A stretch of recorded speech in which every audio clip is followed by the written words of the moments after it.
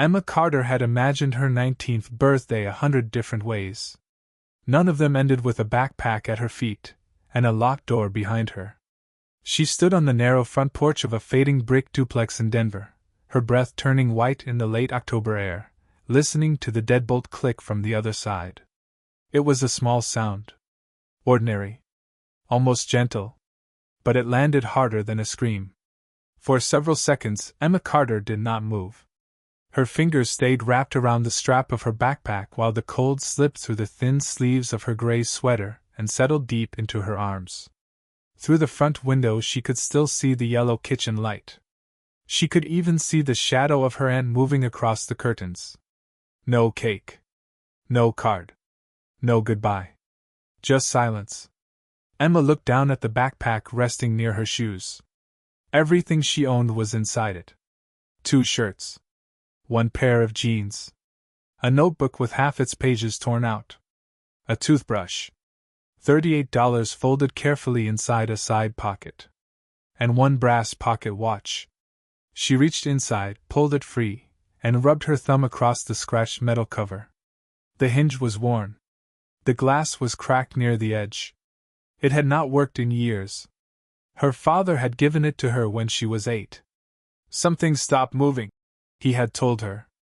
"That doesn't mean they're dead." Emma had not seen him since she was 11. At first she called his number from the sidewalk. No answer. Then she called 2 friends. Straight to voicemail. Then a shelter downtown. Full. Another one. Full again. By sunset, the warmth in her fingers was gone. By dark, so was the last bit of hope she had been pretending to carry. She walked without direction, crossing empty streets, passing closed diners, gas stations, and dark storefront windows that reflected a girl who suddenly looked older than 19. Hours later, the city lights began to thin. Concrete became gravel. Traffic became silence. And somewhere beyond a chain-link fence, under pale moonlight and bare autumn trees, Emma saw something standing alone beside forgotten tracks. A rusted train car. And for the first time that day, something felt like it was waiting for her.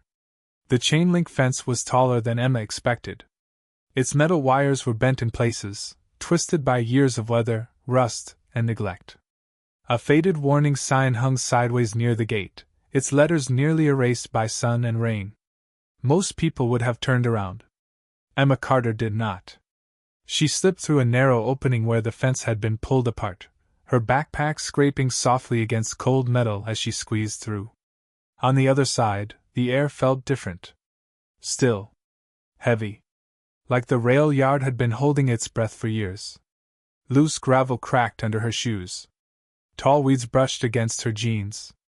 Somewhere in the darkness, a piece of sheet metal moved with the wind and made a hollow knocking sound. Emma followed the tracks until she stood in front of the train car. It was older than anything she had ever touched. Its steel sides were covered in rust, peeling paint, and faded numbers she could barely read. One wheel sat half buried in dirt. The windows were cracked. One of the doors hung open just enough to reveal darkness inside. For a moment, she simply stared. Then she climbed in. The wooden floor groaned under her weight.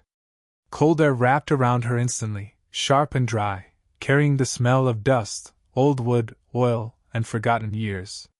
Moonlight slipped through broken windows and painted silver lines across the walls. It was filthy. Broken glass covered one corner. An old seat frame leaned against the wall. Cobwebs hung from the ceiling like torn curtains. And still, it was warmer than outside. Emma set her backpack down carefully and sat on the edge of a wooden crate, rubbing her hands together until feeling slowly returned to her fingers. She should leave. She knew that. But for the first time all day, no one was telling her to go. As her breathing slowed, she noticed marks carved into the wooden wall beside her. Not graffiti. Not random scratches. Names. Dates. Initials. Some fresh. Some almost swallowed by age. 1948, 1973. LMRC. She ran her fingers across the carvings, feeling the grooves in the wood. Other people had hidden here. Other people had survived here. That thought settled somewhere deep inside her chest. Emma opened her backpack and pulled out the brass pocket watch. Moonlight touched its cracked glass. She held it quietly in her palm. And then, something moved. A faint vibration. So small she almost thought she imagined it. But then the watch twitched again. And somewhere beneath her feet came a soft metallic click. That was when the watch started ticking. At first, Emma thought the sound came from outside. Wind. Loose metal. Old machinery shifting somewhere across the empty rail yard. She held her breath and listened. Nothing. Then the brass watch ticked again. Soft. Steady. Impossible. Emma Carter stared at the cracked face in her hand, her thumb frozen against the cold metal edge. For nearly 8 years the watch had been silent. She had shaken it, wounded it, even dropped it once by accident. It had never moved. Until now. Tick. Tick. Tick. The sound seemed louder inside the train car, bouncing softly off steel walls and broken windows. Emma rose slowly from the crate, her knees stiff from cold, her eyes fixed on the watch as though it might stop if she looked away. But it did not stop. Instead, the ticking grew faster. She took one careful step. Then another. The watch vibrated lightly in her palm, pulling her toward the far corner of the train car where moonlight barely reached. The wooden floor groaned beneath her shoes. Tick. Tick. Tick. Faster now. Emma knelt beside an old pile of boards and scattered debris. Broken glass glittered faintly near her knees. Dust rose into the cold air as she pushed aside loose wood, bent nails, and a torn piece of canvas that had almost become part of the floor itself. Then her fingers touched metal. She froze. Buried beneath years of dirt and splintered wood was a square iron plate, almost perfectly hidden beneath the floorboards. Rust covered its edges. A thick ring handle sat flat against the surface. And in the center, a small circular groove. Emma brushed away the dust. Her heartbeat climbed. The groove looked familiar. Too familiar. She slowly raised the brass pocket watch. Same size. Same shape. Same worn pattern around the edges. No way, she whispered. Her voice sounded tiny in the darkness. For a moment she hesitated. If this was a mistake, nothing would happen. If it was not. Emma slid the watch carefully into the groove. It fit. Perfectly. The moment the metal touched metal, something deep below her feet answered. A heavy click. Then another. Rust cracked. Dust fell from the ceiling. Emma jumped back as the iron plate shifted half an inch. Cold air rushed upward through the opening, sharper than winter, carrying the smell of stone, oil, and something older than the train itself. Her hands trembled. Her throat went dry. Slowly, carefully, she gripped the iron handle with both hands. And with every bit of strength she had left, Emma pulled. And what waited in the darkness should not have been there. The hatch opened with a scream of rust and iron. The sound echoed through the empty train car, then disappeared into something far deeper than Emma expected. She stumbled back, breathing hard, her hands shaking from effort and fear. Cold air poured upward from the opening like breath from another world. It smelled of damp stone, machine oil, cedar wood, and years that no one had touched. Emma Carter stood frozen beside the open hatch, staring into darkness. She should walk away. Every part of her knew that. Instead, she reached into her backpack, pulled out the small flashlight clipped to her notebook, and clicked it on. A narrow beam of white light cut through the darkness below. Steps. Metal steps. Leading down. Emma swallowed hard. Then she climbed. One hand on the ladder. One hand holding the light. Each step groaned softly under her weight as she disappeared beneath the train car and into the hidden space below. The air grew colder with every step, but the walls around her were dry, strong, carefully built. This was not an accident. Someone had made this. At the bottom, her shoes touched concrete. Emma lifted the flashlight. And stopped breathing. The room stretched farther than the train itself. Wooden beams supported the ceiling. Steel shelves lined both walls. Thick layers of dust covered everything, untouched for decades. But even through the dust, she could see shape after shape waiting in silence. Trunks. Crates. Metal lockboxes. Canvas bags. Picture frames stacked against one wall. Leather suitcases. Old lanterns. Books. Dozens of them. Emma moved slowly, her flashlight shaking as it passed over labels, dates, faded stamps, railroad markings, and names written in careful ink. She knelt beside the nearest trunk and brushed away the dust. Her fingers left clean lines across old cedar wood. Stamped into the lid were 3 words. Northern Railway Storage. Her pulse pounded in her ears. She opened it. Inside were letters tied with ribbon. Black and white photographs. Property ledgers. Gold railroad pins. Military papers. And wrapped carefully in cloth, silver coins. Emma stared in silence, unable to move. This was not junk. This was history. Maybe fortune. Maybe both. Her flashlight moved again, sweeping across another stack of boxes, until it stopped on a sealed leather document case. A single name was written across the front in faded ink. Emma leaned closer. Her breath caught halfway in her chest. Because written there, in her father's handwriting, was one name. Carter. Everything around her suddenly felt smaller. Heavier. Closer. Her hands trembled as she reached for the case. Because the man she thought had left her may have been trying to find her all along. Emma's fingers shook so badly she almost dropped the leather case.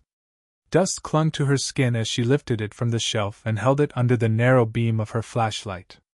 The leather was cracked with age, its corners worn smooth, the brass clasp dark with time. But the name was still there. Carter. Clear. Careful. Written by hand. Emma Carter sat slowly on an old wooden crate, the hidden room suddenly feeling smaller than before. Her pulse pounded inside her ears as she pressed her thumb against the clasp. Then she opened it. Inside were letters. Dozens of them. Each one folded carefully. Each one marked with dates. Some nearly 10 years old. Some older.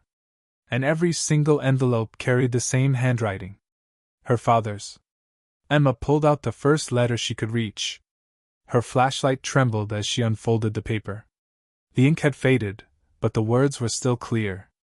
Emma. Just seeing her name nearly broke her. She kept reading. Her father wrote about the rail yard. About restoring abandoned railroad property. About finding records nobody knew still existed. About building a safe place beneath the train car, somewhere important things could survive when people could not. Emma wiped tears from her face and kept reading. Then the words changed. He wrote about getting sick. About hospital visits. About time running short. About trying to call. Trying to visit. Trying to send letters. Trying again. And again. And again. Emma's chest tightened so hard she could barely breathe. Because every letter ended the same way. Returned. She reached for another envelope. Then another. Every one of them unopened. Every one addressed to the same house. Her aunt's house. Emma closed her eyes. Suddenly every excuse made sense. Every story. Every silence. Every birthday.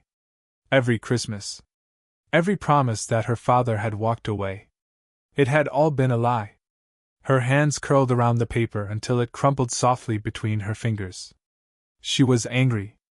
Angrier than she had ever been. But beneath the anger, something warmer began to rise. Truth. At the bottom of the leather case sat one final envelope. Cleaner than the others. Sealed in wax. Her name written larger than before. For Emma only. She broke the seal with trembling hands. But before she could open it, a sound echoed above her. Footsteps. Heavy. More than one. Voices. Muffled. Growing closer. Emma looked up toward the open hatch. And by morning, the entire rail yard was surrounded. By sunrise, the silence was gone. Engines hummed beyond the fence. Car doors slammed. Boots crunched over gravel. Voices rose through the cold morning air, bouncing between abandoned rail lines and rusted steel. Emma Carter climbed out of the hidden chamber with the leather case pressed tightly against her chest. When she stepped out of the train car, she stopped. People were everywhere. Police officers, railroad officials, local reporters, historians from Denver Historical Society. And behind them, townspeople gathered quietly behind yellow tape, whispering as they stared at the forgotten train car that nobody had noticed for decades. Emma's heart pounded. For one terrible second, she thought they were going to take everything. A uniformed officer stepped forward. "Miss, are you alone in there?" Emma nodded. Her throat felt too dry for words. Then a gray-haired man wearing work boots and an old railroad jacket studied the hatch, the ledgers, the photographs, and finally the pocket watch still hanging from Emma's fingers. His eyes widened. Slowly, he stepped closer. "May I see that?" Emma hesitated. Then placed the brass watch in his hand. The man turned it over once. Then twice. His expression changed completely. He looked at the officers. Then at the crowd. Then back at Emma. "I know this watch." Nobody spoke. The man opened the back cover. Inside, engraved beneath years of scratches, were 6 words. Property transfer, Carter Family Trust. A wave of whispers moved through the crowd. Reporters raised cameras. Officers exchanged glances. And the gray-haired man smiled for the first time. "This train car," he said quietly, "belongs to her." Emma felt her knees weaken.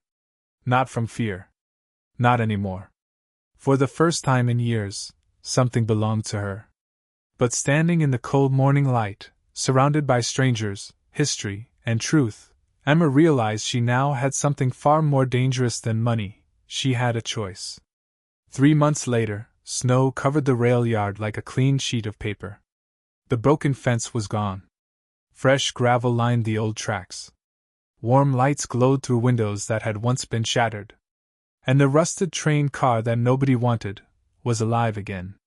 Emma Carter stood beside the open door, her hands wrapped around a cup of coffee as young voices drifted through the evening air. Laughter. Quiet conversations. The sound of people who, for one night at least, did not have to wonder where they would sleep. She had read every letter. Every ledger. Every photograph. Her father had not hidden treasure. He had built something stronger. A shelter. A place meant for people the world forgot. And he had left it for her. The inheritance papers had changed her life. The silver coins helped restore the train car. The historical records brought reporters, donations, volunteers, and builders from across Denver. But none of that mattered as much as the names written beside the front door. The Carter shelter. Emma pushed the door open and stepped inside. Warm air wrapped around her instantly. Blankets. Books. Hot soup. Sleeping bunks. Clean clothes. Second chances? Above the entrance, mounted inside a small wooden frame, hung the brass pocket watch. Restored. Polished. Ticking. Steady. Alive. A teenage girl sitting near the heater looked up and smiled. "Did you really live here first?" Emma smiled back. Then nodded. She looked up at the watch one more time. At the thing that had led her through cold, lies, loss, and truth. And every night, when the watch ticked, Emma remembered the sound of the door that once closed, and the one she chose to leave open.